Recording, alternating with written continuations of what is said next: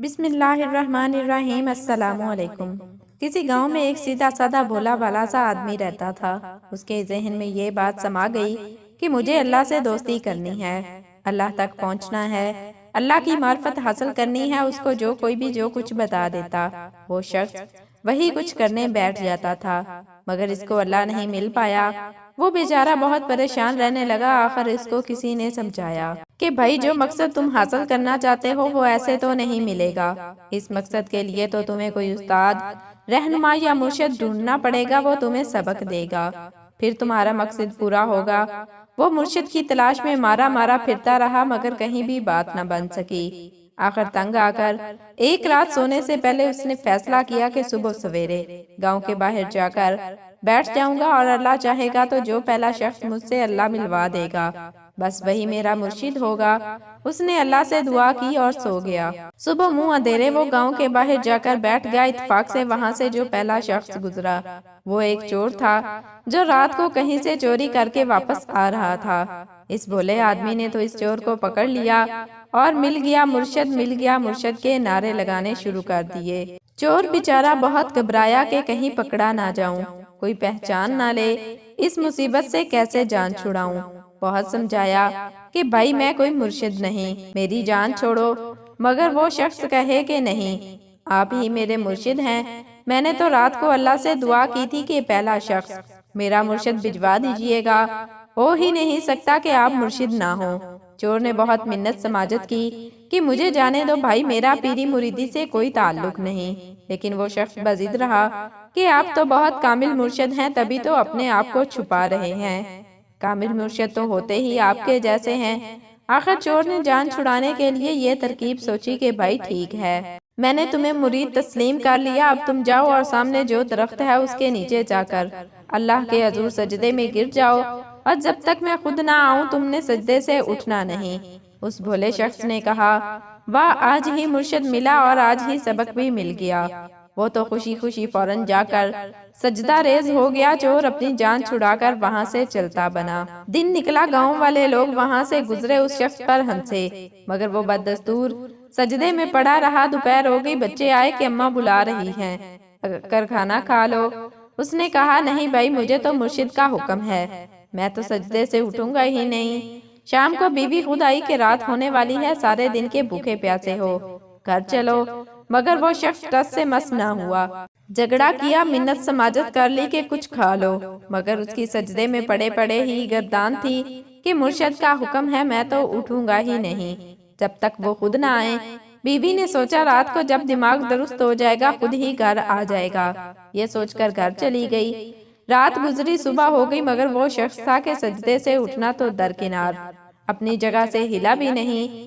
دوسرا دن بھی ہی ایسے گزر گیا، یہاں تک کہ تیسرے دن سجدے کی حالت میں بھوکا پیاسا رہ کر اس کی حالت غیر ہو گئی۔ اس کی یہ حالت اور لگن دیکھ کر اللہ تعالیٰ کا دریائے رحمت جوش میں آ گیا۔ اللہ تعالیٰ نے حضرت خضر علیہ السلام کو حکم دیا کہ اس شخص کا سینہ میری معرفت کے نور سے بھر دو تاکہ یہ مجھ سے متعارف ہو جائے۔ حکم پا کر حضرت خضر علیہ السلام اس شخص کے پاس تشریف لائے اور کہا، چلو بھائی اٹھو۔ میں نے پوچھا، جی آپ کون؟ اس نے کہا کہ میں خضر، تمہارا کام ہو گیا، اٹھو، میں تمہیں معرفت کا علم عطا کروں تاکہ تم اللہ سے متعارف ہو جاؤ۔ اس نے سجدے میں پڑے پڑے کہا، واہ میرے مرشد، آپ نے تو بھیج دیا تو آپ آ گئے میرے پاس، ورنہ اتنے عرصے سے میں پریشان تھا تو آپ کو خیال بھی نہیں آیا میرا۔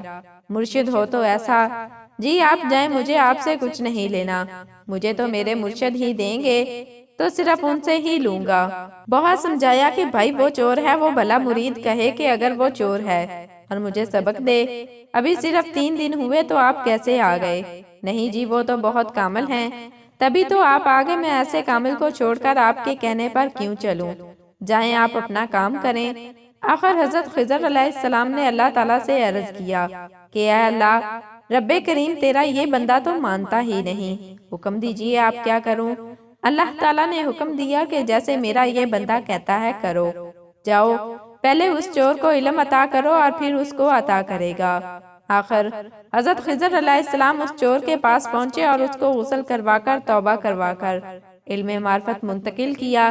پھر اس کو لے کر اس بولے مرید کے پاس آئے اور چور نے وہ علم اس مرید کو منتقل کر کے اللہ کی معرفت عطا کی، اور اس چور نے بے اختیار یہ کہا کہ واہ مرید ہو تو ایسا جو پیر کو نواز دے۔ اس حقائق کی تشریح حضور صلی اللہ علیہ وسلم نے یہ بیان فرمائی کہ انسان کی اپنی لگن، خلوص جستجو اور شوق ہوتا ہے جو اس کو اللہ تک پہنچاتا ہے، مرشد صرف ایک ذریعہ بنتا ہے۔ پھر قرآن کی آیت بیان فرمائی کہ جو لوگ اللہ کی راہ میں کوشش اور جدوجہد کرتے ہیں، اللہ تعالیٰ لازماً ان کے لیے اپنی طرف آنے کی راہیں کھول دیتے ہیں۔ ایک مرتبہ سلطان العارفین حق بہو رحمت اللہ علیہ آدھی رات کے پہر کے وقت اپنے کھیتوں میں لکڑی کے تخت پر بیٹھے ذکر خفی میں مصروف تھے کہ اس نے اتفاق ایک بارات راستے بھولنے کی وجہ سے لالٹین کی روشنی دیکھ کر وہاں پہنچی۔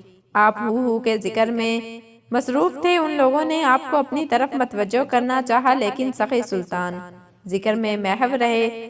تھوڑی دیر بعد آپ ذکر کی لذتیں پا کر فارغ ہوئے اور ان کی جانب دیکھ کر آپ نے پوچھا کہ کیا چاہیے؟ ان میں سے ایک آدمی نے عرض کی کہ حضرت ہم راستہ بھول گئے ہیں اور ہمیں احمد پور شرکیہ جانا ہے۔ آپ اپنی جگہ سے اٹھے اور لالٹین اور اپنا عصا اٹھا کر فرمایا آپ لوگ میرے پیچھے چلے آؤ۔ آپ کھیتوں کے درمیان لگے اونچے اونچے سرکنڈے ہٹاتے ہوئے آگے بڑھنے لگے اور بارات کے لوگ آپ کی پیروی میں آپ کے پیچھے چلنے لگے۔ تھوڑی دیر بعد کھیتوں کا سلسلہ ختم ہوا، تمام لوگ آپ کے پیچھے پیچھے چلتے ایک چٹیل میدان میں پہنچے۔ جب ان لوگوں نے نظر اٹھائی تو وہ حیران رہ گئے۔ وہ گنبد خضرا کے سامنے کھڑے تھے، وہاں لوگوں کی چہل پہل لگی ہوئی تھی، لوگ مسجد نبوی میں آ رہے تھے۔ باراتیوں میں سے ایک شخص نے عرض کی حضرت ہمیں احمد پور جانا ہے۔ سخی سلطان نے فرمایا لوگوں ہم اس احمد پور کے سوا کسی اور احمد پور کو نہیں جانتے۔ سبحان اللہ۔